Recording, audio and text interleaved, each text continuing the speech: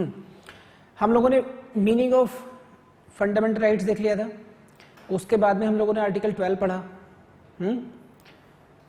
तो उसमें अभी तक क्या बात पढ़ी हम लोगों ने ये फंडामेंटल राइट्स के मीनिंग में कि these are those basic rights which are inviolable under any condition, जिनको वॉलेट नहीं कर सकते किसी भी कंडीशन में।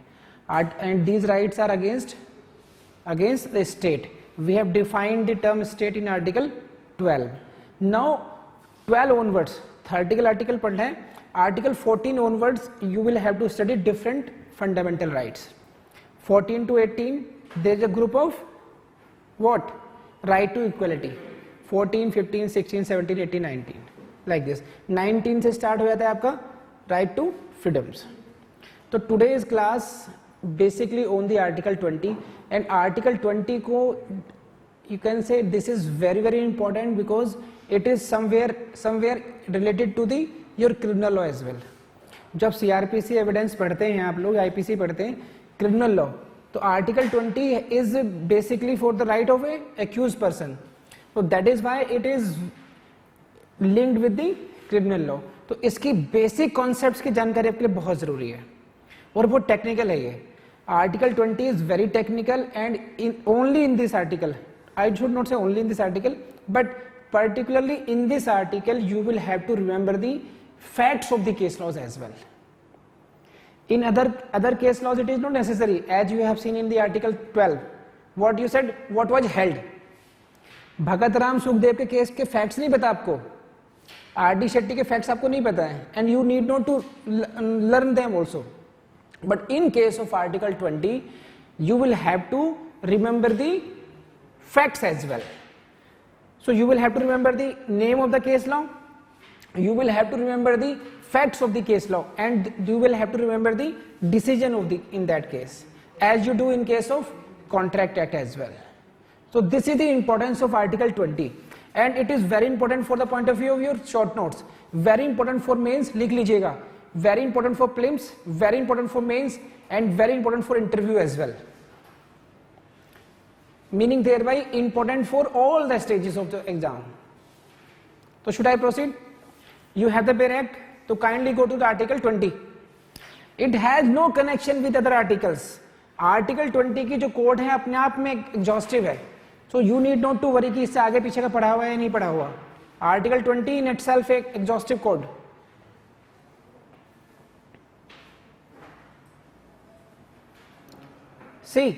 See the question and you should write this question as well, so that कि आप लोग इस कॉन्सेप्ट में आए रहा। सी देखना, an accused person has been provided with the following protections. An accused person has been provided with the following protections by the Constitution of India. First, ex post facto laws, safeguards against arrest and detention, double jeopardy.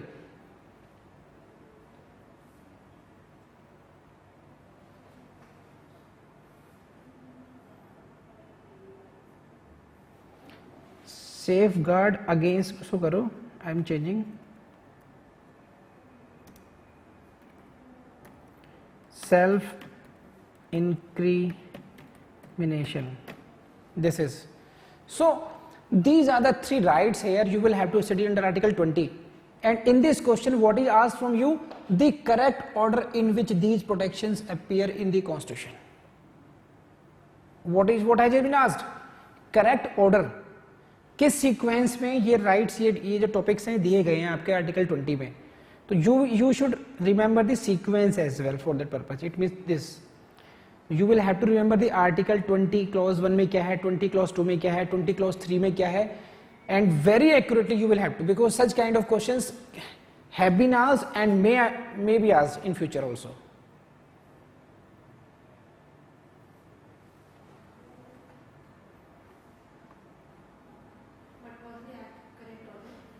This is first ex post facto laws first, and then comes the double jeopardy third, and then comes second one. So first, third and second. Correct answer is option A.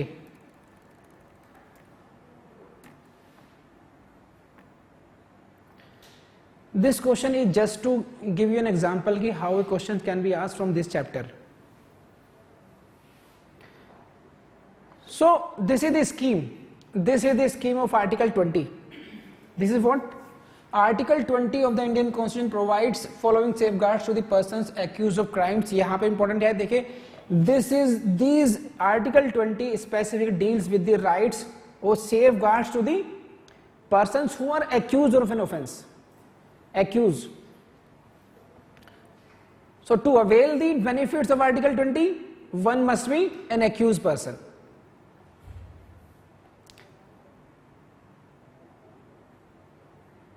Got it? तो these are Article 21 में क्या है? Ex post facto laws. Ex post facto law, Article 20 clause 1. Double jeopardy, Article 20 clause 2. Prohibition against self incrimination, this is Article 20 clause 3. आपको इसको ऐसे याद रखना है और यहां से क्वेश्चंस आएंगे प्रीलिम्स में, आपको मैं बता रहा हूं आपको मैं कि प्रोहिबिशन अगेंस्ट सेल्फ इंक्रिमिनेशन कहां पर है, तो वो ये नहीं पूछेगा article 20-21, he will ask you in which clause, in examination he will ask you in which clause, 20 clause 2, 1, 3 like this. तो डोंट फॉरगेट एग्जैक्टली कौन से सब क्लॉज में कौन सा राइट मिला है आपको, कर लेंगे. This is the basic question for your prelims. Should I proceed now? बढ़े आगे. सी, तो हमने इस चैप्टर में we will have to read all these 1, 2, 3 and these are not interrelated. Every clause is dealing with different kind of safeguard to the accused person. What is common कि these all three जो तीनों these are giving you safeguards to an accused person. But 20 clause 1 is a different kind of safeguard, 20 clause 2 is a different kind of safeguard and 20 clause 3 is different kind of safeguard. They are not interrelated, though mentioned in the same article. So this is the provision against self incrimination है. कई बार क्या होता है, student यहां तक आते हैं, exhaust हो जाते हैं, तो I am dealing first this article 20 clause 3, very very important and super important, you can say like this. तो first of all I will deal this provision against self incrimination. And to understand this, these are the case laws. MP Sharma versus Satish Chandra. MP Sharma versus Satish Chandra. Second, Delhi Judicial Service Association versus State of Gujarat. Third is State of Bombay versus Kathi Kalu. Nandini Satpathy versus P. Aldani. And Salvi versus State of Karnataka. These are 5 cases, very important cases in your book. To understand this concept of Article 20, Clause 3, you will have to read, understand and learn these, at least these 5 case laws. See nature of question. See, you can write down the write short notes, on ex post facto law, number 1. Number 2, double jeopardy. Number 3, prohibition against self incrimination. This is the first kind of questions you can be asked. Short note on all these 3 topics. एक तो ये question हो गया आपके पास, इनमें से किसी भी आपसे शॉर्ट नोट पूछा जा सकता है. सेकंड टाइप ऑफ क्वेश्चन कैसे पूछा जाएगा आपसे कि इन पर कोई प्रॉब्लम दे देंगे आपको, वो depending upon some case laws. जैसे क्रिमिनल लॉ में प्रॉब्लम्स देते हैं ना आपको, ऐसे ही यहां पर, क्योंकि ये भी क्रिमिनल लॉ से रिलेटेड है, तो वहां पर आपको एक क्वेश्चन, एक प्रॉब्लम दे देंगे कि ऐसा हुआ, नाउ डिसाइड कि उसको कॉन्स्टिट्यूशनल राइट्स मिले हैं या नहीं मिलेंगे इसमें. और वो लगभग को जो फैक्ट्स होते हैं वो किसी न किसी लीडिंग केस लॉज पर ही होंगे जो आपकी टेक्स्ट बुक में दिए गए हैं. इसलिए मैंने कहा आपसे कि इन टेक्स्ट बुक में जो केस लॉज दिए गए हैं उनको ढंग से पढ़िए, समझिए. मैं भी समझाऊंगा यहाँ पर, क्योंकि उन पर प्रॉब्लम्स आ जाएगी. तो 2 kinds of questions. You got it? I hope you got the answer. So 1, Article 20 clause 1. इसमें आपको ना, see, I have told you earlier also कि this side please down. Article 20 clause 1, clause 2, clause 3. These all clauses are very very important for your prelims as well as for your mains. And I tell you, these are the most technical clauses in chapter of fundamental rights, जो fundamental right का chapter है ये, उसमें जो सबसे complicated, जो relatively जो complicated है या टेक्निकल है, वो यही है, article 20 clause 1, clause 2 and clause 3.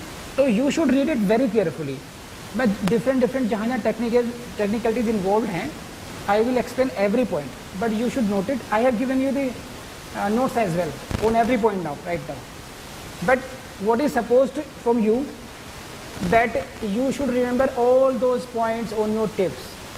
Not only the direct language of Article 20 Clause 1, but also the points we are going to discuss. See, so let's see the meaning of first. There is a word ex post facto. एक word है आपको मिलेगा इसमें, ढूंढने के पड़ेंगे, x post facto law. तो first of all you should understand the meaning of this x post facto law.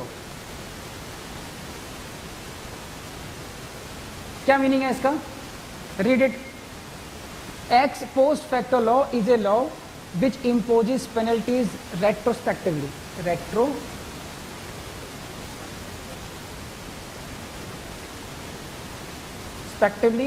That is upon acts already done for which increases the penalty for the past acts.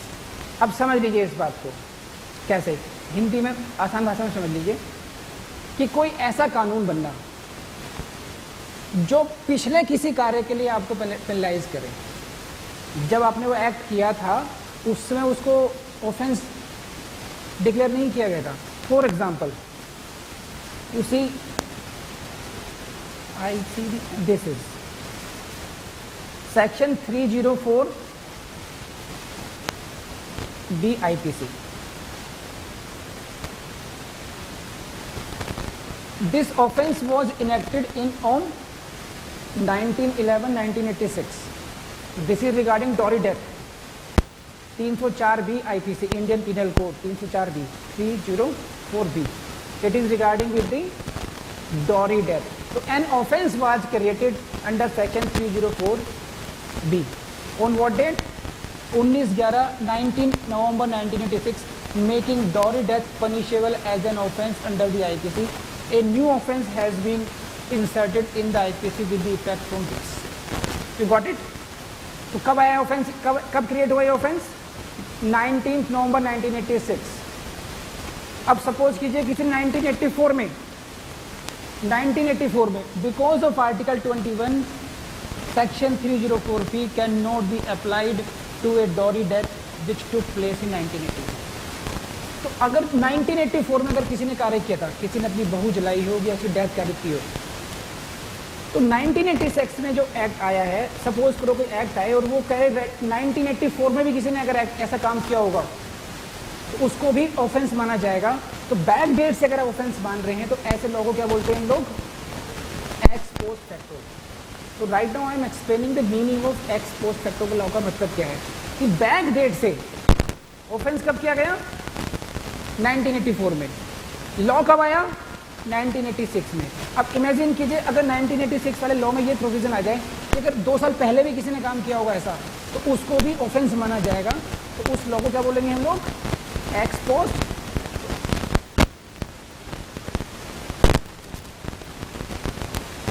If a person does an act in 2016, अगर कोई व्यक्ति एक कार्य करता है, कब करता है? 2016 में, which is not then unlawful. और जब उसने कार्य करा 2016 में, it was not unlawful. Are you getting this point? समझ रहे हैं आप लोग? The act was done in the year 2016 and at that time it was not unlawful. जिस समय कार्य किया गया उस समय unlawful नहीं था. क्या हुआ बाद में? A law is passed in 2018.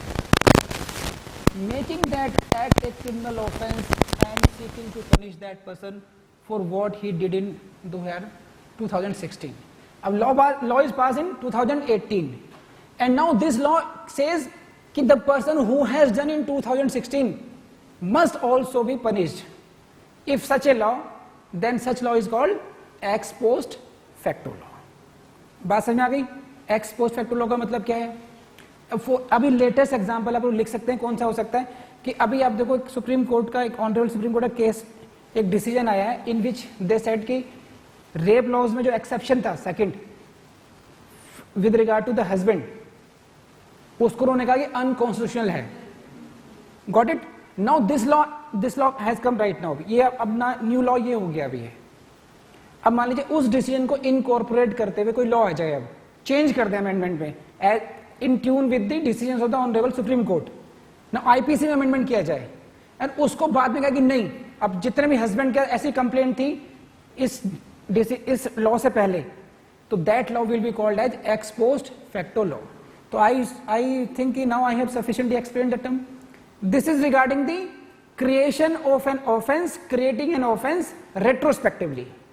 Second category कौन सी हो सकती है कि ऑफेंस था, देयर वाज एन ऑफेंस, लेकिन उसका पनिशमेंट कम था। Suppose punishment was 6 months, now later on it is enhanced to 1 year 2 years like this, तो पनिशमेंट इज एनहेंस्ड नाउ। लेकिन अगर बैक डेट से करेंगे तो even then that law will be called ex post facto law. So दो बातें हो गई, बैक डेट से किसी एक्ट को हम लोग ऑफेंस क्रिएट करें कोई लॉ, या बैक डेट से उसकी पेनल्टी को एनहेंस करे। These kind of laws are called ex post facto law. तो first of all see you will have to write a short note on this. आपके mains के एग्जाम में you may be asked to write a short note, तो in that short note first of all you will have to explain the meaning of ex post facto law, कि meaning क्या है, और बहुत brief में करना पड़ेगा। शॉर्ट नोट में बहुत ज्यादा लिख नहीं सकते, और मेंस में बहुत ज्यादा स्कोप होगा नहीं आपके लिए। देखिए कई बार स्टूडेंट्स क्या करते हैं, गलती यही होती है कि स्टूडेंट्स क्या करते हैं 5-6 पेज का वो नोट्स बनाएंगे। मेंस के लिए जरूरत नहीं पड़ती उतनी।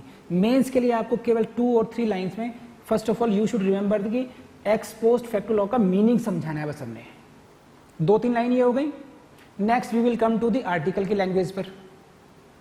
तो शॉर्ट नोट में बहुत ज्यादा लिखने का उसको बचता नहीं है, तो घबराने की जरूरत नहीं है। केवल 2-3 लाइनों में आप लोग मीनिंग समझेंगे बस। जो येलो वाली लाइन में लिखा हुआ है, this is the line for you to remember. Ex post facto law is a law which imposes penalties retrospectively.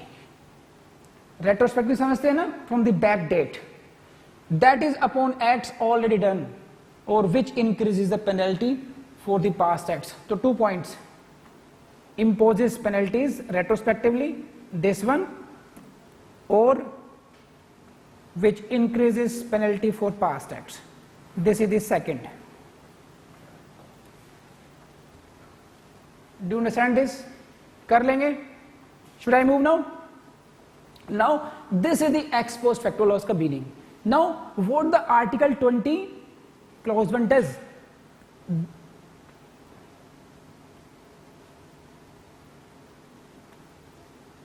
Article 20 clause 1 provides the necessary protection against an ex post facto law.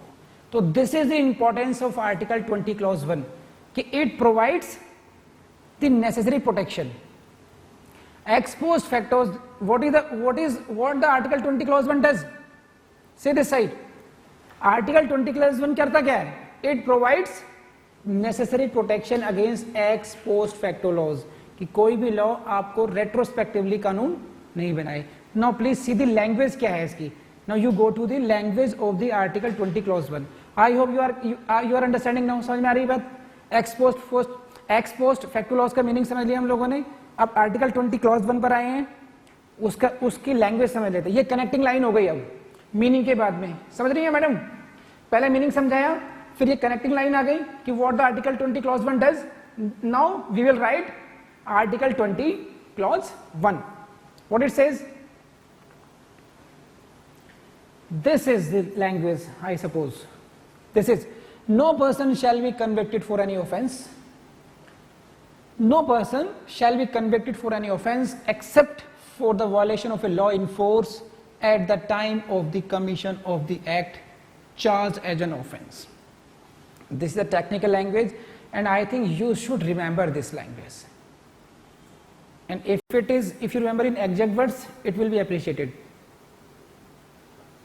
आसान शब्दों में क्या कह रहा है ये कि if the alleged act was not an offense at the time of its commission, जब कोई कार्य उस समय ऑफेंस नहीं था जब ये किया गया, no person can be convicted for it subsequently. इसको बाद में इसके लिए किसी का कन्विक्शन नहीं किया जा सकता.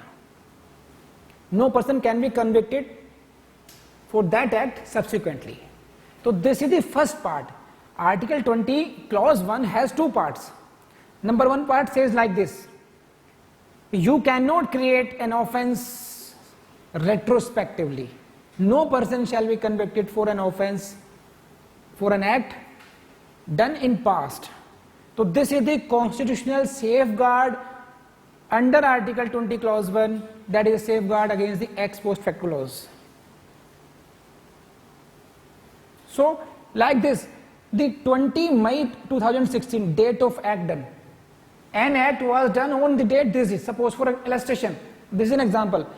This act was done on 20 May 2016 and the act is passed after 2 years, 20 May 2018. So if this act makes if this act means statute makes this act done an offense, that will be hit by the Article 20 clause 1. This is the mandate of clause Article 21. यहां तक समझ में आया आपको? बताइए मुझे। Simple सी बात है, वो ये कह रहे हैं जो आर्टिकल 20 क्लॉज 1 का मैंडेट ये है कि अगर कोई कार्य आपने 20 मई 2016 को किया and at that time it was not an offence, after 2 years an act was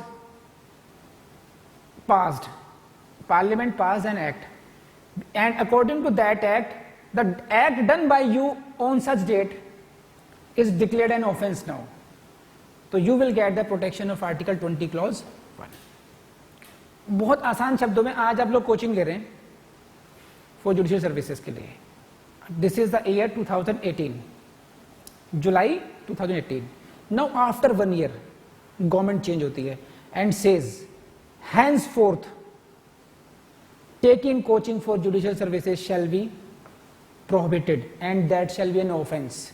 Not only this, we will see the data who have done coaching in last 2 years and that should also be treated as an offense and they should be tried. तो आप सब लोग offender हो जाएंगे फिर तो you will get the protection of कि जिससे हम लोग कोचिंग ले रहे थे उस समय ये एक्ट ऑफेंस की कैटेगरी में नहीं आता था. आगे के लिए अगर ऑफेंस है तो वी विल सी कि हमें ऑफेंस करना है या नहीं करना है. जिस समय हमने ऑफेंस किया कोचिंग ली उसमें तो ऑफेंस नहीं था. अब समझ में आया, अपने ऊपर लेकर आइए बात समझ में. अब ज्यादा जल्दी समझ में आएगा कि ऑफेंस नहीं कर रहे हम लोग अभी. बात समझ में आई? ठीक है, बढ़े आगे. तो दिस इज नो अगली जो सेकंड पार्ट है, सेकंड पार्ट में क्या है इसके, सिर्फ यहां पर तो है न्यू ऑफेंस के लिए कि आपने ऑफेंस क्रिएट कर दिया.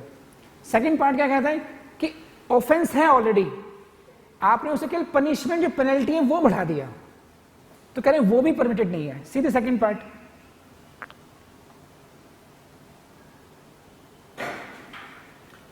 nor be subject to a penalty greater than that which might have been inflicted under the law in force at the time of the commission of the offense. So two types of no conviction retrospectively, no greater liability retrospectively. कि अगर punishment मान लीजिए जो madam बैठी है second number पर, she is a habitual thief. Now इनका risk कितना है, मैक्सिमम 3 years पनिशमेंट. अब बढ़ा दी जाए पनिशमेंट की for committing theft offence is up to 7 years. So she will take the plea कि when I committed theft, the penalty was only for 3 years, punishment was only imprisonment was only for 3 years. So if I do in future, I will face the greater penalty, but you cannot increase the penalty retrospectively. So clause part 1 and part 2 of the Article 20 clause 1. अब समझ में आया? बढ़े?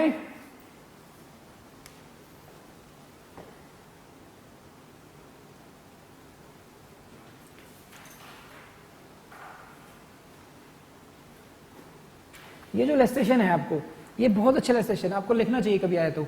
304B का, या अभी latest amendment हुए थे 2013 में, आई think you will see the accurate देखना आप कि 166A 166B कि कोई हॉस्पिटल अगर फर्स्ट एड देने से मना करे तो वो ऑफेंस, जो भी न्यू ऑफेंस क्रिएट किए गए अब, तो वो अब जिस डेट पर ऑफेंस क्रिएट किया गया उस डेट से आगे के लिए होगा. वो आप रेट्रोस्पेक्टिवली नहीं कर सकते. आप बढ़े आगे। नाउ अब इनकी जो माइनर टेक्निकलिटीज हैं, लेट्स सी वो क्या क्या है इसमें, ठीक है, बढ़े आगे।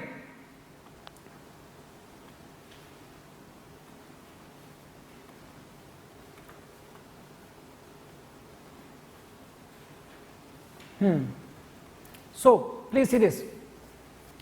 What is prohibited under Article 20 Clause 1 is only the conviction or sentence, but not the trial under an ex post facto law.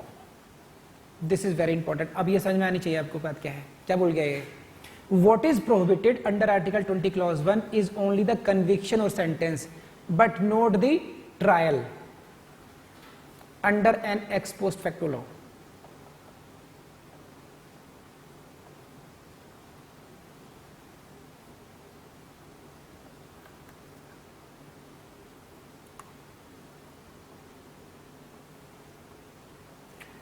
Conviction पर प्रोविजन कहां पर है, कन्विक्शन पर है, ट्रायल पर नहीं है। जो वर्ड यूज किया उन्होंने, no person shall be convicted. Second point important for you, the objection does not apply to change of procedure और ऑफ कोर्ट। सपोज लॉ सब कुछ है, ऑफेंस भी सेम है, try to understand, but no procedure is changed. Trial कहां दी हुई आपकी सीआरपीसी में, 225 से लेकर के 265 तक जाते हैं। अब सपोज करो कोई से प्रोसीजर चेंज कर दिया जाए, सेशन कोर्ट का प्रोसीजर चेंज कर रहे हैं, वारंट ट्रायल कर रहे हैं, समिट ट्रायल कर रहे हैं, वो अगर प्रोसीजर चेंज होता है तो आर्टिकल 20 क्लॉज 1 का ऑब्जेक्शन वहां पर नहीं आता। The objection does not apply to change of procedure और ऑफ कोर्ट। सपोज सेकंड क्या है, अगर कोर्ट चेंज हो जाए, पहले कोर्ट एक्स ट्रायल करती, नाउ अब कोर्ट एज पर new law court Y trial कर रही है, तो you can not object to that. जहां ट्रायल के प्रोसीजर पे चेंज नहीं कर सकते, ट्रायल कोर्ट पर आप ऑफेंस नहीं कर सकते। अगर पहले भी कौन सी कोर्ट थी, मान लो आपकी कोर्ट थी, the matter was being tried in the court of mister this, now as पर new law it should be tried in the court of this, it is instituted in Delhi, this court is situated in Mumbai. So you cannot take the plea of Article 20 Clause 1. This is permitted. यहां पर कोई provision नहीं है।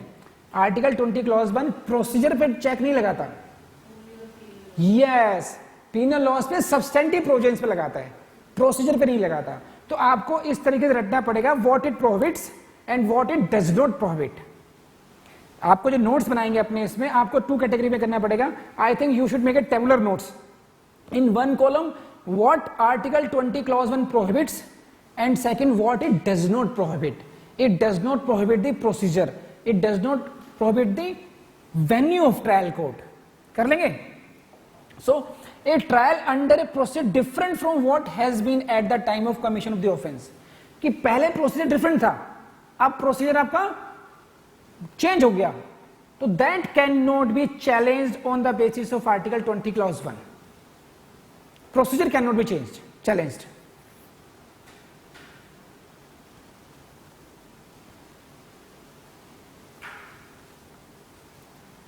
Next, a rule of evidence can be made applicable to the trial of an offence committed earlier. Same thing is applicable because rule of evidence is also part of procedure. Rule of evidence is also part of procedure, है कि नहीं है?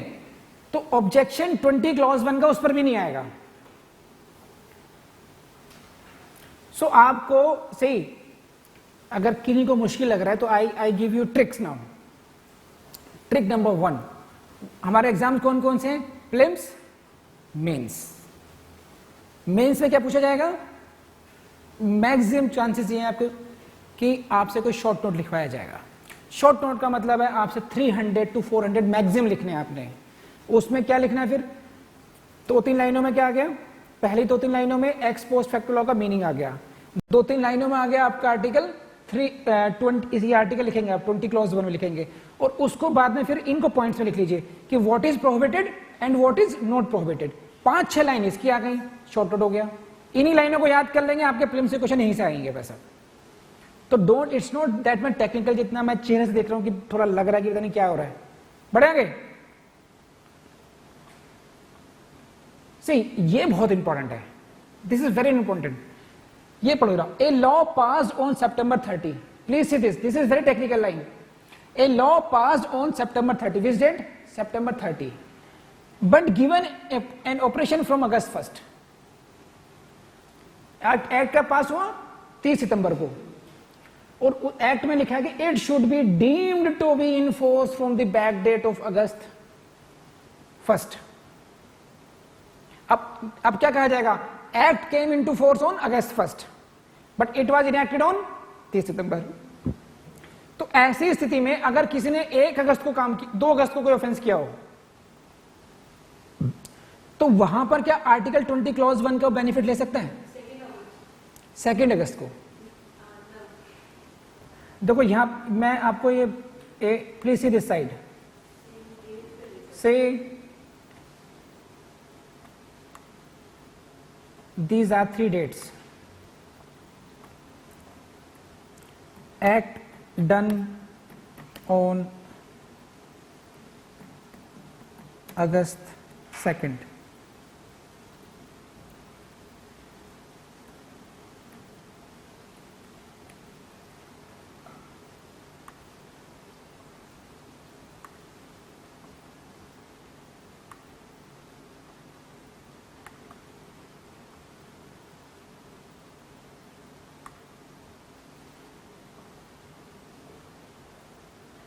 statute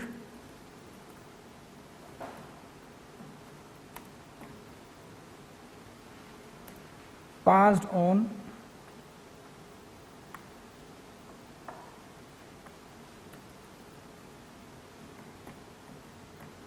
September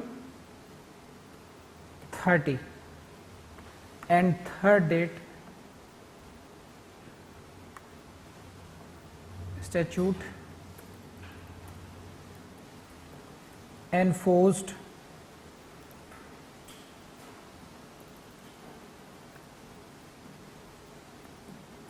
August 1st.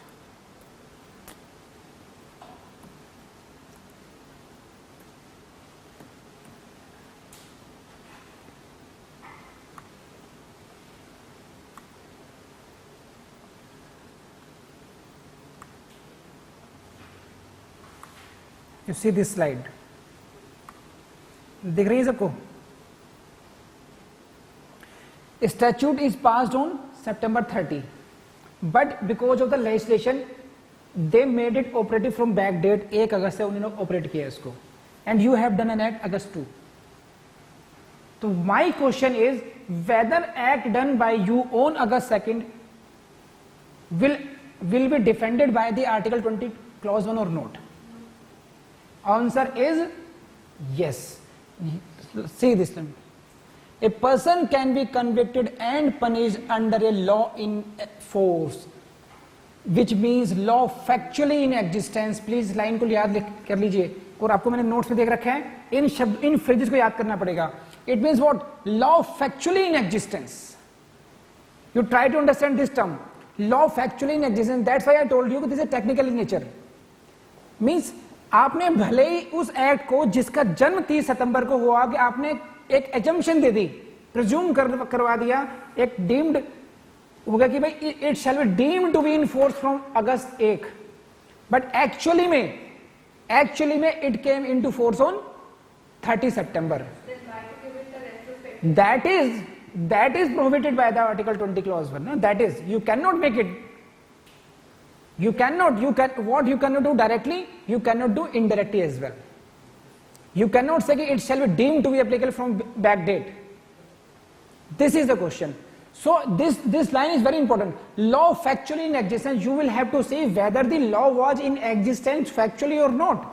You cannot create a fiction कि it shall be deemed to be operative from back date. समझे आप? You cannot say कि although law is coming on 30 September, 30 सितंबर को law आ रहा है, लेकिन ये माना जाएगा 1 अगस्त से, और 2 अगस्त को जो आपने काम किया था that was an offense. Because of this, then you will say that Article 20 clause 1 will protect me. You cannot convict me for an act done retrospectively. Although you are, आप क्या कर रहे हैं, आप उसको enforce दिखा रहे हैं back date से, but even that will not help you. That will not help you. So this line is very important for you. A person can be convicted and punished under a law in force. Law in force तो भले ही 1 तारीख से दिखा दिया, 1 अगस्त से दिखा दिया उन्होंने, but which means law factually in existence, factually existence में होना चाहिए at the time of offense was committed. जिसमें offense किया गया था क्या उस समय factually अस्तित्व में था या नहीं था? नहीं था अस्तित्व में. अस्तित्व में कब आया? 30 सितंबर को आया. ये तो आपने एक फिक्शन के द्वारा ये कह दिया कि भाई 1 अगस्त से इसको ये माना जाए कि ये 1 अगस्त को ऑपरेटिव हुआ. Not possible. कर लेंगे, बढ़ो आगे. See next point.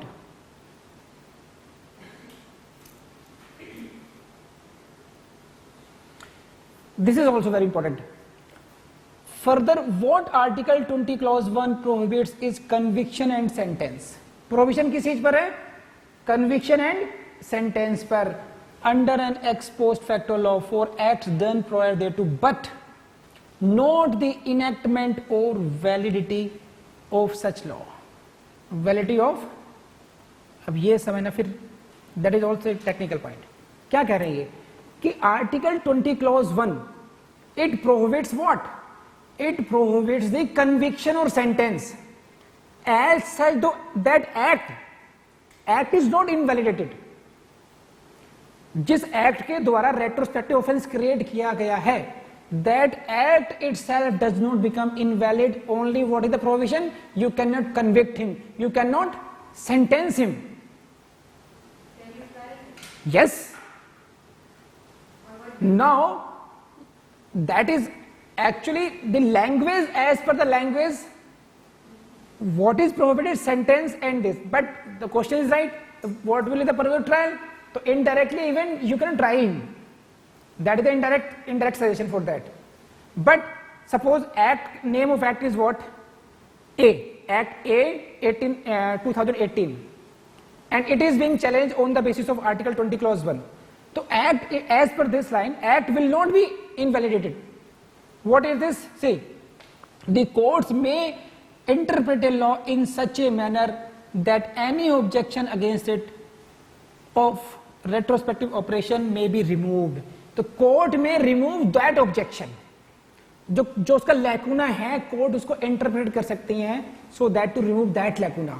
But act will not be invalidated only on that point. समझे आप नहीं समझे आप ये? And there is a difference between the Indian and the American position on this point.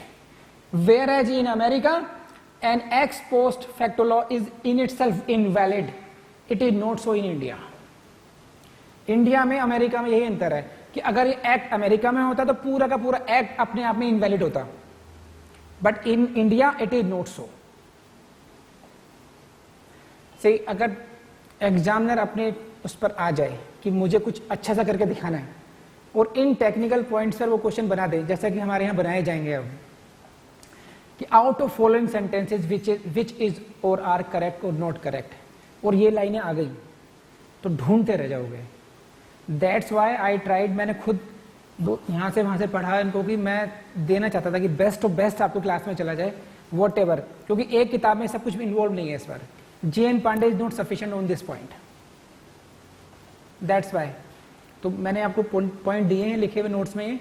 Use this notes, और ये notes तभी काम आ सकते हैं आपके जब कैसे लेक्चर चल रहा हो. ये लेक्चर सुनते रहिए और नोट्स को पढ़ते रहिए और आगे बढ़ते रहिए, और घर जाकर के फिर सोना मत, घर जाकर याद करना. बढ़े. Now I come to the second part. This is, you need not to write it. Actually these points are very well written in your notes. I have given you slides के notes सारे आपके पास हैं जो मैंने दिए आपको ये हैं. See, this is now come to second part. एक केस है Kedarnath Bajoria versus state of waste Bengal, AIR 1953. क्या कहता है ये? X committed an offense in 1947. Offence कब कमिट किया? 1947 में under the prevention of corruption act, which then prescribed a punishment of imprisonment or fine or both. This was the legal position in 1947, imprisonment or fine or both. In 1949 by an amendment of law, the punishment was enhanced. Punishment बढ़ा दिया गया 1949 में. Legal समझे factual matrix? 1947 में offense किया गया, उस समय जो punishment था that was enhanced in 1949. Act कब किया गया? 1947 में. उस समय जो प्रिस्क्राइब्ड पनिशमेंट था दैट वाज एनहेंस्ड इन 1949. समझे आप? The supreme court held that the enhanced punishment could not be applicable to the offence committed in 1947. सुप्रीम कोर्ट ने कहा कि जो बढ़ा हुआ ऑफेंस, बढ़ा हुआ पनिशमेंट है that can not be applied because of the prohibition contain in article 20 clause 1. तो सेकंड पार्ट का जो सेकंड पार्ट है इसका 20 क्लॉज 1 का, वो मैंडेट क्या करता है कि आप रेट्रोस्पेक्टिवली पनिशमेंट को एनहेंस नहीं कर सकते. आप हो जाएगा. बढ़े. Written in your notes Kedarnath Bajoria versus state of waste Bengal. एक केस हो रहा है K Satwant Singh versus state of Punjab. Please write the name. It is in your notes but you should write it. K Satwant Singh. Importance क्या है? Scope of article 20 clause 1 has been fully considered by the constitution bench of the supreme Court in this case. तो which case out of the following cases is related to article 20 clause 1? ऐसे question आ सकता है. तो this is a leading case on article 20 clause 1. K Satwant Singh versus state of Punjab.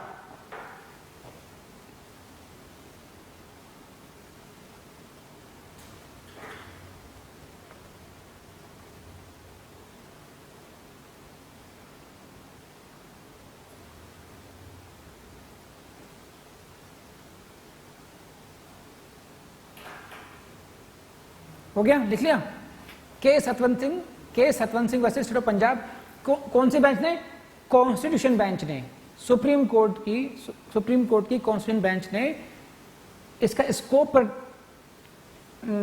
Explain किया article 20 clause 1 का. अब scope क्या? वो सभी स्कोप है जो है उसी को कंपाइल कर दिया गया. आगे बढ़ते हैं. Now this is very important again. Imposing or increasing penalty with retrospective effect for violation of taxing statute.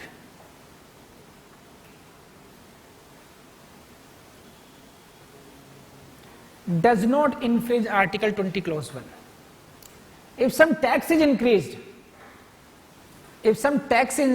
that is not prohibited by Article 20 Clause 1. Case का नाम क्या है? Shivdutt Rai Fatehchand versus Union of India. Article 20 contemplates proceeding in the nature of criminal proceedings. This is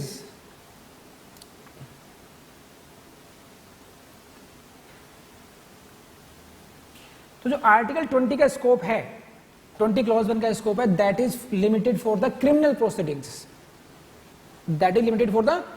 proceedings. और जो tax laws हैं that is a basically a revenue proceeding, that is a civil action, not a criminal action.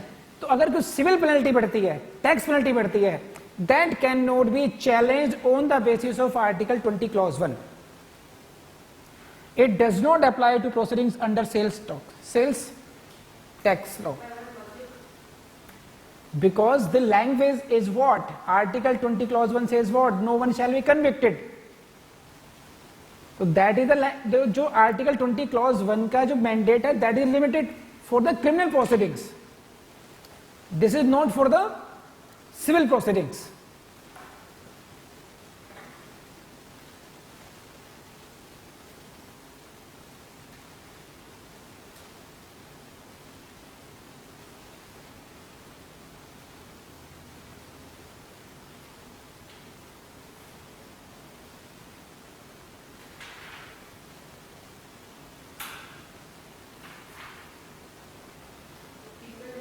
Say, clause 1 of the article 20 prohibits the legislature to make retrospective criminal laws.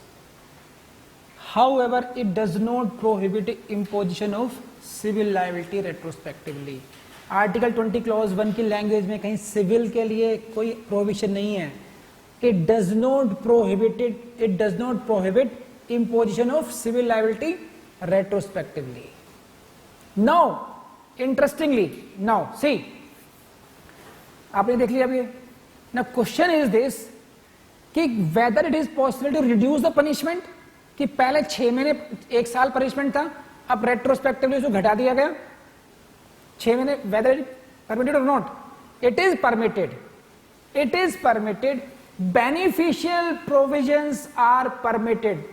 You cannot create an offense, you cannot increase the penalty. यहां पर कोई provision नहीं, you cannot decrease. See the language. Nor be subjected to a penalty greater than that.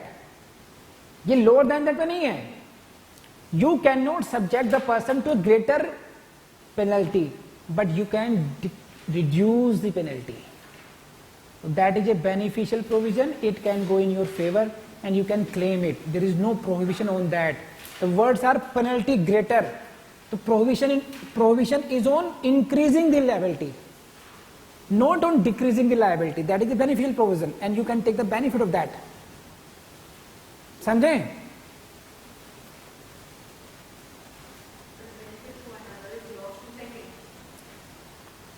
Punishment पहले था 7 years, अब उस punishment को कर दिया गया 3 years. तो स्टेट का क्या लॉस हुआ? Punishment earlier was 7 years. You cannot make it 10 years. You can reduce it to 5 years or 4 years. That is permitted because prohibition is on the greater, nor be subjected to penalty greater than that which might be this. So you cannot create an offense, you cannot increase the penalty, but you can decrease the penalty. There is no provision on that. समझे? So एक close look देख लेते हैं हमने क्या क्या पढ़ा अभी तक इस पे.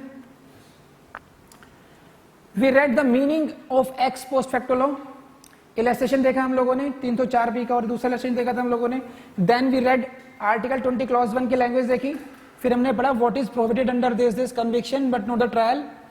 Objection does not apply to the change of procedure of court, rule of evidence, and law in force, which means law factually in existence. समझ में ध्यान आया? And this 21 prohibits his conviction and sentence under an ex post facto law for acts done prior thereto, but note the enactment. और फिर हम second part पढ़ा इसका. तो please go to your notes. फिर आपको जहां समझ में नहीं आता है वीडियो को दोबारा देखो. वो फिर भी समझ में नहीं आता है, then you ask question from me. I suppose कि if you read the textbook after my lecture, तब आपको जो भी कोई पॉइंट रह गया होगा वो समझ में आ जाएगा. नहीं तो you are free to ask questions from me. No problem in that. तो this is all about Article 20 Clause 1. ठीक है जी, थैंक यू.